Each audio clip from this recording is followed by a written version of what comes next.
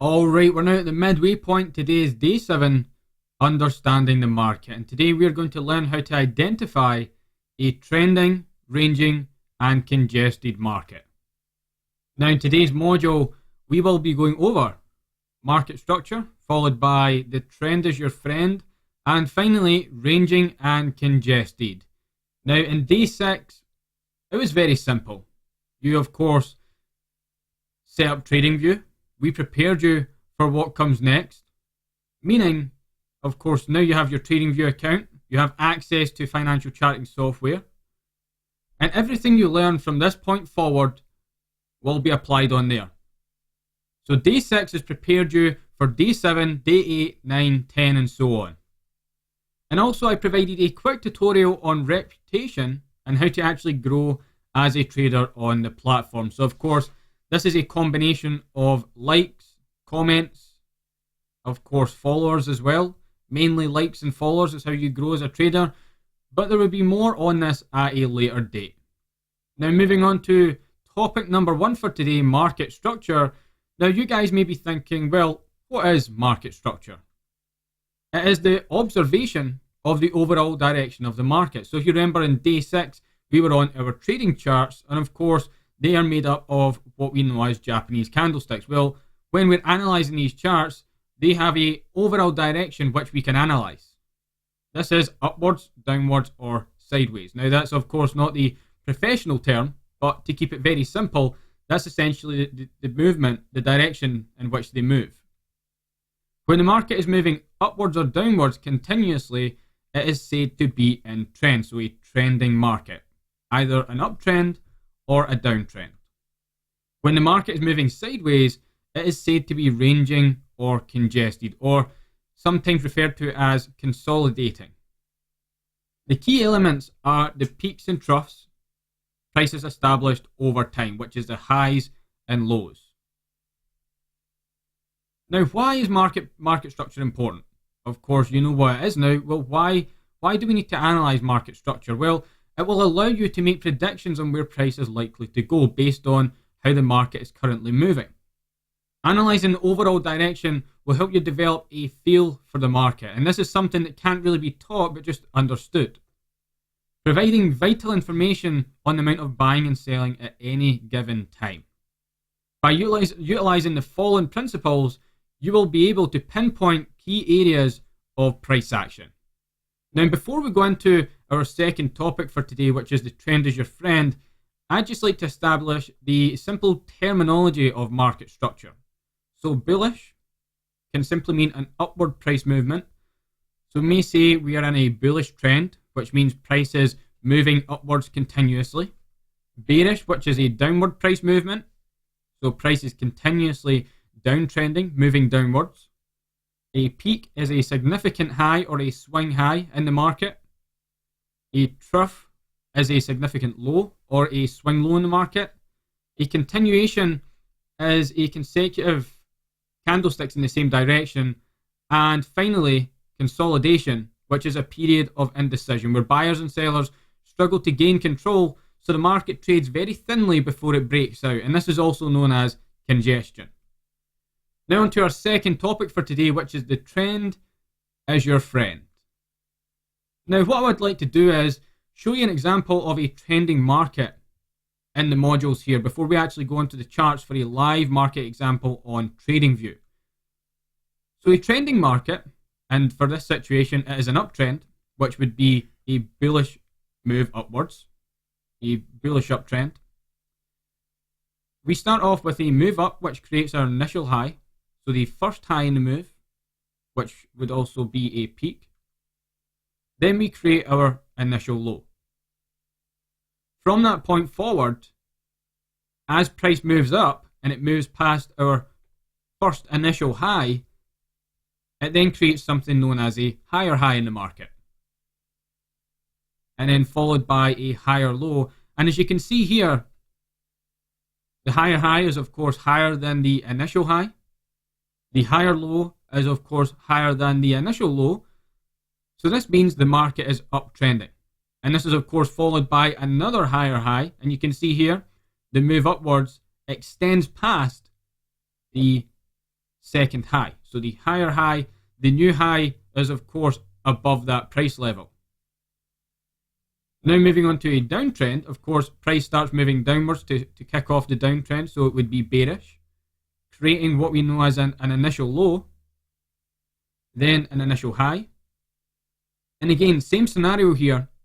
As price moves lower and creates a new low, which is lower than the initial low, this is what's known as a lower low. And again, we have a lower high, which is below the initial high in the market. And you can see here just a simple example in a downtrending market. Whenever it's creating lower lows and lower highs, it is considered to be in trend. So in this situation, a downtrend. So you can write this down. To easily identify an uptrend, you're looking for higher highs and higher lows. For a downtrend, you're looking for lower highs and lower lows. And again, price continues to trend downwards and it creates a new lower low in the market. So what I would like to do is I would like to go into TradingView and show you guys a live market example. Of course, these formations are not as simply identifiable as what I'm showing you right now. Of course, they have different structures and appearances, but the overall trend is the same. So again, this takes practice to identify. Of course, they are made up of Japanese candlesticks, not lines, unless you're using a line chart, for instance. So what I'm going to do, I'm going to go over to TradingView just now. We'll walk through the chart step by step, and we'll go over an uptrending market. Here we are on TradingView with Australian dollar Japanese yen on the 1 hour chart. Now we have an uptrending situation. Now I must add that this happens on any time frame, these market situations, but of course the higher the time frame, the larger the impact of the move. So in an uptrending situation, we start off with an initial low. So the market has maybe been downtrending. It creates a low in the market and the direction changes completely. So we create our initial low here, followed by our initial high. Then a higher low, which is of course higher than the previous low. And again, price continues to move up. We've got a higher high in the market here, which again is higher than our initial high. And you can see how this continues. Another higher low, which is higher than the previous low. And again, higher high, higher than the previous high. And this keeps going and going and going. We've got another higher low here, followed by a very extended move up to create another higher high, followed by another higher low. Now you can see here that the higher high in this market barely closed above the previous high. Now this is still considered a higher high in the market, but when this happens, it's sometimes a signal that price is stalling or price is about to reverse. So you may see that this market may change and turn into a downtrend from this situation, which I'm pretty sure it did. If I just scroll across here, you can see the market direction changed entirely. So this may be an indication that the buyers are out, sellers are in, and the overall sentiment of the market, which is the feeling towards the asset, is now changing. And of course, the buyers can no longer see price pushing higher, and this is where the sellers come in. And the trend changes, and now we're in a clearly identifiable downtrend. Now that's the basics on an uptrending market. Again, this all takes experience, so whatever you learn today, go away and apply it on your own charts. And again, you can use the 1 hour, the 4 hour, the daily. These are our main time frames to focus on, and you can start looking for uptrending markets. Now what I want to do now is head over to a downtrending market. So if we head over to that just now. Okay, we're now on the 4 hour chart with New Zealand dollar Japanese yen. We're loving the yen pairs today, very good for trending situations. Now a downtrending market starts off with an initial high. Now this may be that the previous example was the uptrending market. It created a higher high, but this may be the initial high in the downtrending market because of course sellers now have regained control, and this initial high is followed by an initial low. Again, this creates a lower high in the market, which is lower than the initial high, followed by a lower low, which is lower than the initial low. So again, you guys get the gist. Lower highs, lower lows in a downtrending market. In an uptrending market, higher highs and higher lows. Again, this is followed by a lower high in the market, which is lower than the previous high. Again, a very extended price move, a very aggressive price move in this situation. Sort of long day candles, 2 of them here, followed by some doji, some spinning tops. And again, the move continued lower and created a lower low in the market. And again, another long day candle. Very extended price moves. There's a lot of long days in this trending market. And again, we created another lower high, which is lower than the previous high. And again, all the way down to the bottom here, creating a lower low. Now, I hope this gave you just a very brief overview of how markets appear in a trending situation. We had our uptrending market, now our downtrending market. What I want to do now is head on to topic 3 for today, which is ranging and congested. Moving on to topic 3 for today, I'm going to treat this the same way as before. We'll go over a simplified version of a ranging and congested market before we head into TradingView for a live market example. So let's treat this as a downtrending market. So we had a final high for, let's say, an uptrend, which created the initial high for the downtrend. So we've got the initial high followed by the initial low. We've got a downtrend establishing here, followed by another high, which is a lower high, another lower low, which again is lower than the initial low. Now, of course, you can agree this looks like it's going to continue. It's going to be a downtrending market. Again, the high is lower than the initial high, the low is lower than the initial low. And what happens in a ranging market is it has no general sense of direction. We can see here that the next high totally obliterates the lower high, the previous lower high, and it creates what would now be known as an initial high. So this could be an uptrend establishing, but then again, we've got a really low initial low. And what happens in a ranging market is this just continues for a certain period of time before the market is said to be back in trend. So this may be happening for several weeks, months, or even years. Trending markets can last for a very long time, and again, they have no general sense of direction. Now, a congested market looks something like this. As mentioned before in the market structure terminology, it is a period of consolidation, a period of indecision where buyers and sellers struggle to gain control, similar to a ranging market except price is more confined. So it's confined within a certain trading area, and this is broken, of course, after a period of time. This may be weeks, months, and again, it's typically not as long as years, but it will be weeks or months. You'll have a period of consolidation or congestion. And once it gets to the end of this point, we will see what is known as a breakout. So price breaks out of the congestion phase, which is of course the phase where price is trading within a very confined area, and we see price breakout and it may start to range, or it may be in an uptrend or downtrend. What I would like to do now is hop over to TradingView. We'll go over an example of a ranging and congested market. We'll start off with a ranging market. Here we have Australian dollar, New Zealand dollar on the 4-hour chart. Now, at a first glance, this looks pretty confusing, especially for a beginner. Now, to take away from this topic for a ranging market, you can maybe ignore all of the pointers here, which I will go through step by step. What I want you to take away from this is the market is not in trend. It is simply ranging. It is trading sideways. It has no general sense of direction. And that's how we simply identify what is known as a ranging market. Now you can see here, as I had shown you in the previous example, before we hit the charts, it'll start off with maybe an initial high or initial low. So in this situation, we've got an initial low. So what we're looking at is what could potentially be an uptrend. We've got an initial low followed by an initial high. We've got a higher low. So again, we're not focusing on anything else over here at the moment. We'll just walk through this left to right, step by step. So we've got a higher low, which is higher than the previous low. The market creates a higher high, which is higher than the previous high. Again, a higher low. It's barely higher than the previous low, but again, it's still a valid point. It's still higher than the previous low. So the trend is still considered to be intact.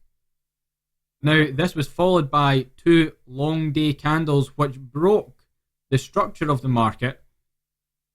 It broke the previous low, which means the trend has now been violated. And what could now be, or what was an uptrend, could now actually be known as a downtrend. So again, this could be the initial high, this could be the initial low, followed by a lower high here. So if I copy and paste this circle here, this could be your lower high, followed by a lower low, a lower high here, and another lower low, followed by a lower high, again, another lower low. But at this situation, again, this short-term trend would have been violated because the high here is higher than this high. So again, it would no longer be downtrending at this point.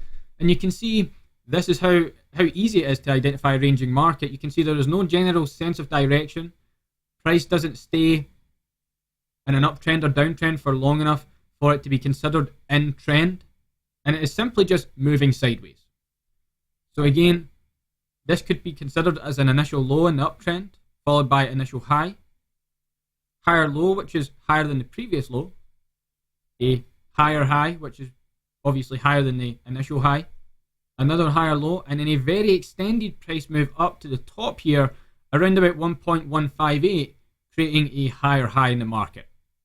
Now, when we're looking at ranging markets, we don't tend to draw in the initial highs and the initial lows, the higher lows and the higher highs, etc. Of course, it is trading sideways. We can obviously, if we remove all of the drawing tools here, we can clearly see there is no general sense of direction in this market. It is trading sideways.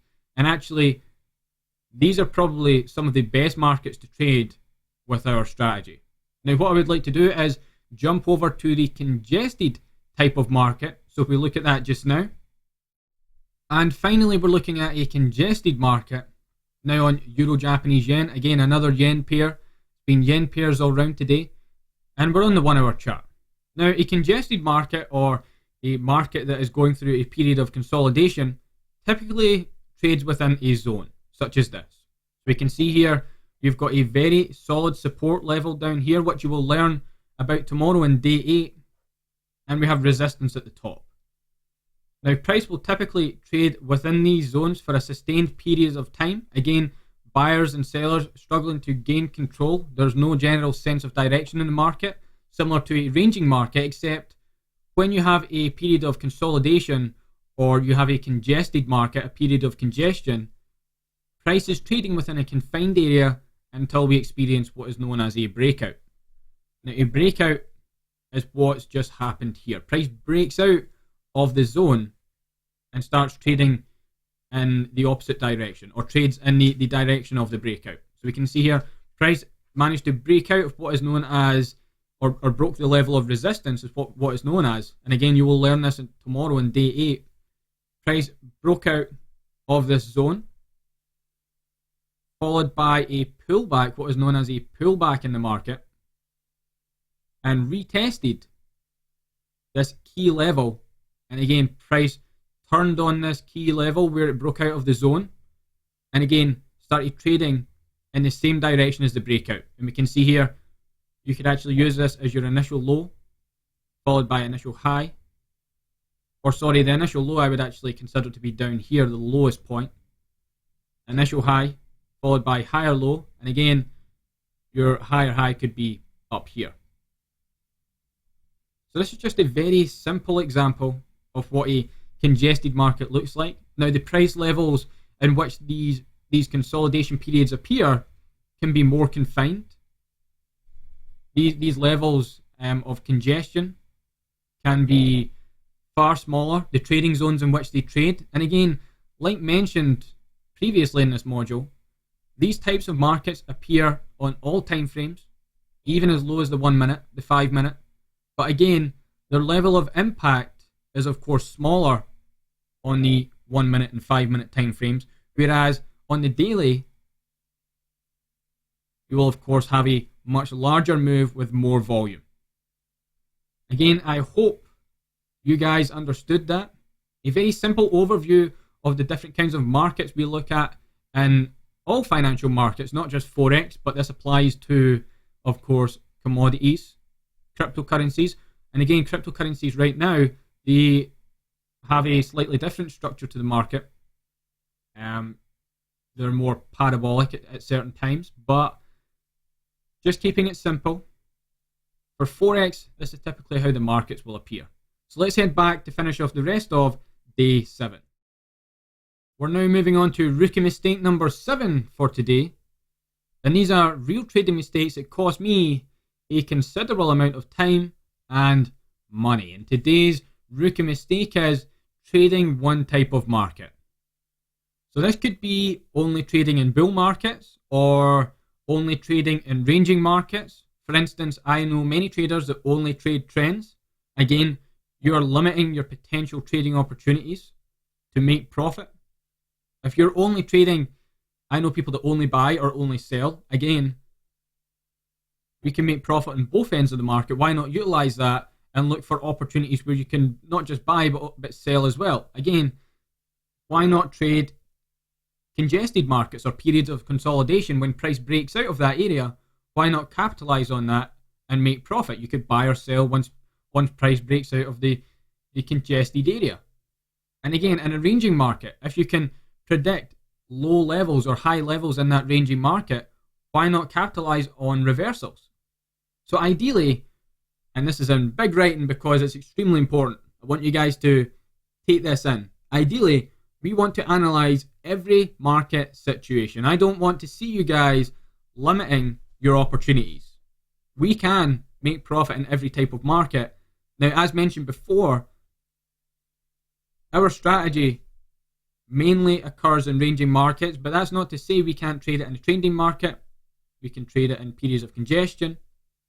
Of course, we can buy and sell with our strategy. So again, be open.